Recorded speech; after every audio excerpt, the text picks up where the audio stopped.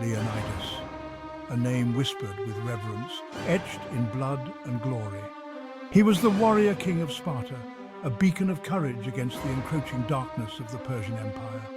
His stand at Thermopylae, outnumbered yet unbroken, became a testament to the strength of human will. Leonidas and his brave 300 Spartans faced the seemingly insurmountable might of Xerxes' Persian army. Their sacrifice echoed through time, a stark reminder that freedom is worth fighting for, even in the face of insurmountable odds. Born into the world of ancient Sparta, Leonidas was destined for greatness. He inherited not just a throne, but a legacy of unwavering courage and martial prowess. Sparta, a city-state defined by its warrior culture, molded him into the ultimate soldier. From a tender age, Spartan boys were subjected to the rigorous agoge, a brutal training system that tested their physical and mental limits. Leonidas excelled in this unforgiving crucible, proving his mettle time and again. He embraced the Spartan values of discipline, self-sacrifice, and unwavering loyalty.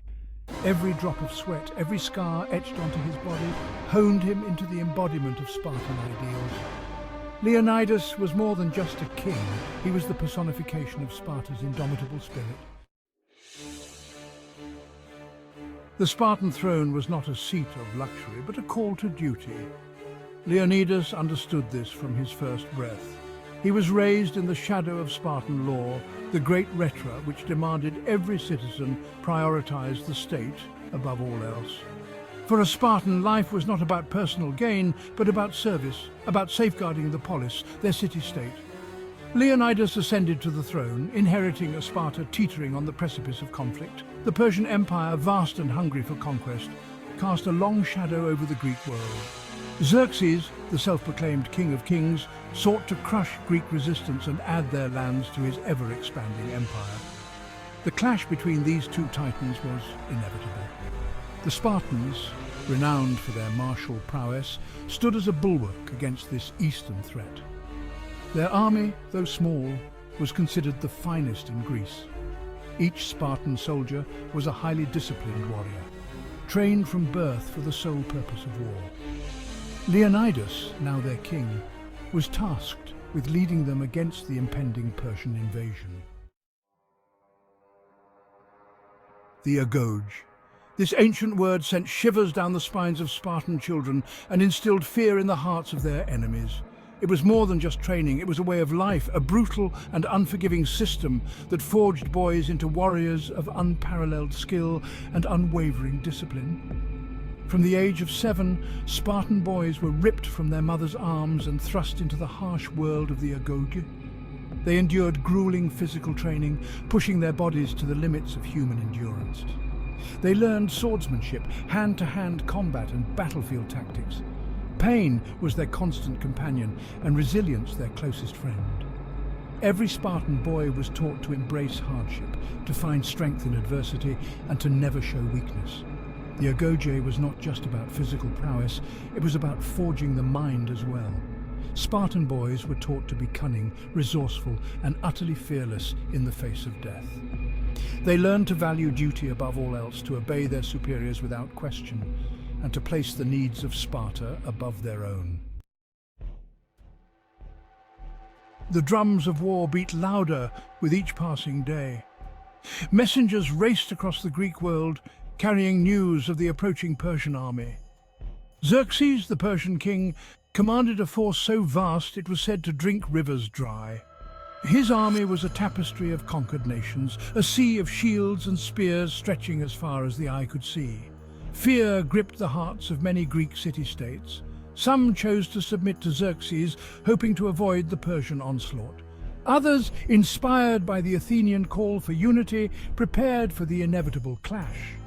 The fate of the Greek world hung in the balance.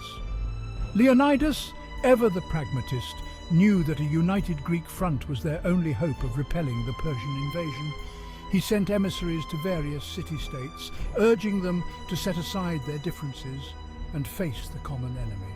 Some answered his call, pledging their armies to the cause. Others, blinded by fear or self-interest, refused. Thermopylae. The name itself sent shivers down the spines of seasoned warriors. a narrow pass flanked by towering cliffs and the crashing waves of the Aegean Sea. This was the place where Leonidas chose to make his stand. Here at the Hot Gates, named for the sulphurous springs nearby, the Spartans would face the full might of the Persian army. 300 Spartans, hand-picked by Leonidas himself, marched north to confront the Persian host. They were joined by a contingent of allies, warriors from other Greek city-states who chose to fight alongside the Spartans. Their numbers were small, dwarfed by the Persian horde, but their hearts burned with the fire of freedom. Leonidas knew that Thermopylae offered a strategic advantage. The narrow pass would negate the Persian advantage in numbers, forcing them to fight on the Spartans' terms. Every inch of ground would be fiercely contested, every Spartan life a heavy price for the invaders to pay. This was their stand, their chance to bleed the Persian army dry and buy precious time for the rest of Greece to mobilize. The clash, when it came, was nothing short of cataclysmic. The Persian army, wave after wave of screaming soldiers, crashed against the Spartan line. The air was thick with the stench of sweat, blood and fear, but the Spartans, disciplined and fearless, held their ground. Their shields, a wall of bronze and wood, deflected the Persian onslaught. Their spears, thrust with deadly precision, found their marks, sending Persian soldiers tumbling to the ground. The ground ran red with blood, a testament to the ferocity of the fighting. For 2 days and nights the battle raged. Leonidas, a beacon of courage amidst the chaos, fought with the strength of 10 men. His voice, calm and steady, rang out above the din of battle, urging his men onward. He led from the front, his bronze armor gleaming with the blood of his enemies. Xerxes, watching from his golden throne atop a distant hill, grew increasingly frustrated. His vast army, the instrument of his ambition, was being held at bay by a handful of Greek warriors. The Immortals, his elite guard, were sent to break the Spartan line. Clad in ornate armor, their faces hidden behind fearsome masks, the Immortals advanced. They were the best that Persia had to offer, seasoned warriors who had never tasted defeat. But they had never faced the Spartans. The clash between these two elite fighting forces was a sight to behold. The Immortals fought with fanatical fury, their scimitars flashing in the sunlight. But the Spartans, unfazed by their reputation, met their attacks with unwavering courage. They fought with the disciplined fury of men who knew no fear, their spears thrusting with deadly accuracy. Betrayal. A bitter taste filled Leonidas's mouth as he received the news. Ephialtes, a traitorous Greek shepherd, had shown the Persians a secret path through the mountains, a way to outflank the Spartans. The Persian army, like a serpent coiling around its prey, was now poised to attack the Greeks from the rear. Leonidas knew that all hope was lost. He had been betrayed, his sacrifice about to be rendered meaningless. He gathered his remaining men, their faces etched with exhaustion, but their spirits unbroken. He gave them a choice: stay and fight to the death, or retreat and live to fight another day. The Spartans, bound by their code of honor, chose to stay.